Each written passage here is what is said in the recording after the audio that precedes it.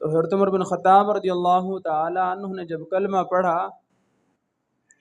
تو حضور سے عرض کی، یا رسول اللہ صلی اللہ تعالی وبارک وسلم، کیا ہمارا مذہب سچا نہیں ہے؟ کیا ہم برحق خدا کے ماننے والے نہیں ہیں؟ حضور، کیا آپ اللہ کے آخری رسول نہیں ہیں؟ کیا اسلام جو ہے وہ سچا اور سچا مذہب نہیں ہے؟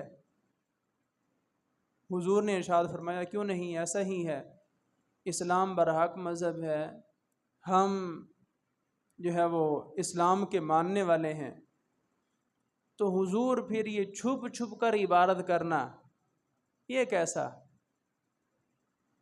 حضرت عمر بن خطاب رضی اللہ تعالی عنہ باہر نکلے اور کفار مکہ کو للکارتے ہوئے کہا کہ عمر بن خطاب اسلام لا چکا ہے۔